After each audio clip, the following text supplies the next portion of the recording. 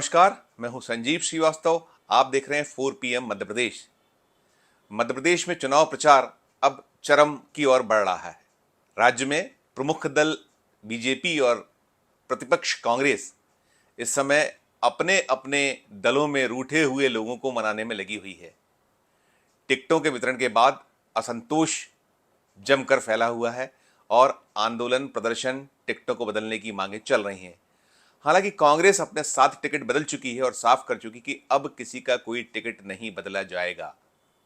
उसकी घोषणा के बाद बहुत सारे असंतुष्ट चुनाव मैदान में डटे हुए हैं। इधर बीजेपी में कुछ ज्यादा असंतोष के सुर हैं। वहां भी टिकटों के बदलने की मांग हुई थी, लेकिन बीजेपी इसके लिए तैयार नहीं हुई है। उसने अभी तक अपना एक भी उम्मीदवार नहीं बदला है। कुल 230 विधानसभा सीटों में से 228 पर प्रत्याशी बीजेपी अब तक घोषित कर चुकी है। और जब मैं आज ये 29 अक्टूबर को वीडियो बना रहा हूं, उस वक्त तक विदिशा और गुना के उम्मीदवारों की घोषणा बीजेपी ने नहीं की थी। संभव हो जब ये वीडियो आप तक पहुंचे तो शायद इन 2 सीटों पर भी बीजेपी के उम्मीदवारों की घोषणा कर दी जाए या हो जाए। बीजेपी में असंतुष्टों को संतुष्ट करने, उन्हें मनाने की कमान खुद केंद्रीय गृह मंत्री अमित शाह ने अपने हाथों में ली है। वे मध्य प्रदेश के 3 दिवसीय दौरे पर हैं। शनिवार को जबलपुर में थे। एक सभा उन्होंने जबलपुर में क्षेत्र में की थी। इसके बाद वो भोपाल देर रात पहुंचे। देर रात भोपाल पहुंचने के बाद उन्होंने यहाँ भी एक महत्वपूर्ण बैठक ली। अभी आज वो रीवा में प्रचार के लिए पहुंचे हुए हैं और इंदौर भी उनका प्रचार के लिए जाने का कार्यक्रम है। लेकिन अमित शाह अब पूरा का पूरा जोर इस पर लगा रहे हैं कि कैसे जो भी असंतोष है उसे थामा जाए, असंतुष्टों को मनाया जाए, उन्हें ताकीद दी जाए कि वे पार्टी के लिए प्राणपण से जुट जाएं और जब जो जिसे अवसर मिलेगा उसे मौका दिया जाएगा, पार्टी मौका देगी। यही उधेड़बुन बीजेपी में चल रही है, जिसे खुद अमित शाह अपने द्वारा अंजाम दे रहे हैं। उनकी टीम लगी हुई है।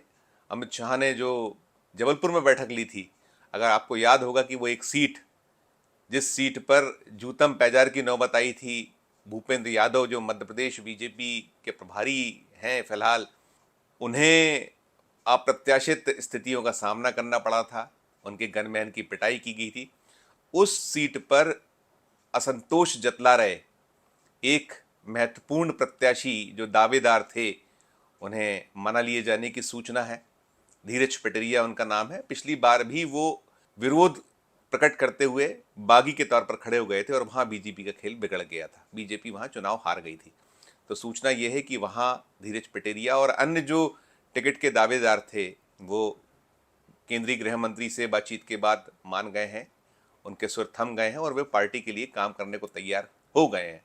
काम कैसा होगा, क्या होगा, तो वहाँ के नतीजे बताएंगे। लेकिन जैसा मैं बतला रहा हूँ कि खुद अमित शाह अब डैमेज कंट्रोल में जुटे हुए हैं। मध्य प्रदेश की जो टीम है, शायद उस पर उनका उतना भरोसा नहीं है। उन्होंने भोपाल में भी मीटिंग ली है। भोपाल में भी कई सीटें हैं भोपाल संभाग की जहां असंतोष बना हुआ है। बीजेपी में 90 से ज़्यादा ऐसी सीटें हैं जहां असंतोष के सुर हैं। तो इसी सुर को थामने के लिए अमित शाह मैदान में हैं। वो संभागवार बैठकें कर रहे हैं, 1 to 1 बातें हो रही हैं। फ़ोन पर भी वो लोगों से बात कर रहे हैं जो संतुष्ट हैं। जो जहां पहुंच रहा है उससे सीधी बात उनकी हो रही है और लोगों से कहा जा रहा है, पार्टी के जो असंतुष्ट हैं, कि जाइए काम पे लग जाइए। इस सब कवायद के बीच एक कथित सूचना, एक समाचार ने कांग्रेस को मौका दे दिया है। कांग्रेस ने उस समाचार पर, मीडिया में आए एक समाचार पर अमित शाह की घेराबंदी की है और कांग्रेस के जो नीतिकार हैं उनका कहना है कि हम इस पूरे मामले को चुनाव आयोग भी ले जाएंगे। दरअसल खबर ये आई है, देर रात तक जो बैठक चली, बल्कि हम कह सकते हैं रविवार देर रात, शनिवार और रविवार का जो रात्रि काल था, उसमें शनिवार देर रात से शुरू हुई बैठक रविवार आधी रात के बाद तक चलती रही। उस बैठक में जो खबर निकल कर आई थी कि अमित शाह ने अफसरों को भी चेता दिया है। कुछ अफसर जो ऐसा मान रहे हैं कि बीजेपी सत्ता से जा रही है, उन्होंने कहा है कि अफसरों को समझ जाएं, उनको चेता दीजिए, बता दीजिए कि यदि कमल के खिलाफ गए तो अंजाम ठीक नहीं होंगे, अंजाम बुरे होंगे। और सूचना या खबर ये भी आई है कि उन्होंने मुख्यमंत्री शिवराज सिंह चौहान से भी दो टूक मुखातिब होते हुए कह दिया है कि अपने अधिकारियों को निर्देशित कर दीजिए, उन्हें सूचना दे दीजिए कि यदि वो कमल के आड़े आए तो आप भी, यानी शिवराज सिंह चौहान भी मुख्यमंत्री हैं जो अभी, वो उन अफसरों को बचा नहीं पाएंगे। कांग्रेस ने इसे मुद्दा बनाया है। दिग्विजय सिंह ने बाकायदा उस समाचार का ट्वीट किया है और कहा है कि हम यही कहते आ रहे हैं लगातार कि बीजेपी बाहुबल सरकारी मशीनरी का दुरुपयोग किस तरीके से करती है।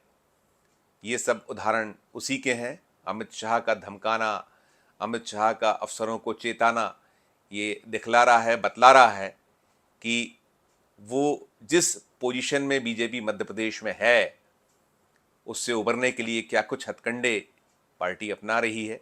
और उसके सर्वे सर्वा प्रमुख केंद्र में गृह मंत्री, बीजेपी के रणनीतिकार, बीजेपी के पैरोकार किस तरीके से अधिकारियों को धमका रहे हैं, चेता रहे हैं। ये मध्य प्रदेश की ऐसी तासीर नहीं रही है। अफसरान इस तरीके से नहीं करते रहे, उनका आशय दिग्विजय सिंह का यही रहा है। और उनका धमकाना, इसको लेकर कांग्रेस चुनाव आयोग में जाने की तैयारी में है। शिकवे शिकायतें लगातार चुनाव आयोग में हो रहे हैं और बीजेपी ने जो उसका इश्यूज़ हैं, मुख्य इश्यूज़ जिन पे भी कांग्रेस फोकस्ड की है, चाहे वो विकास हो, बिजली हो, सड़क हो, पानी हो, कठिनाई हैं जनता की, महंगाई है, उस सबसे इतर जाने का आरोप कांग्रेस बीजेपी पे लगा रही है। वो कह रही है कि मुख्य मुद्दों पर बात ना कर कर जनता को भरमाने, भटकाने और मशीनरी को धमकाने का सिलसिला चढ़ पड़ा है, जो दिखला रहा है कि किस तरीके की स्थिति मध्य प्रदेश में बीजेपी की है। और जो सर्वे आए हैं या जो आकलन हो रहे हैं, उसमें बेशक कांग्रेस थोड़ा सा आगे बताई जा रही है, एज पर है।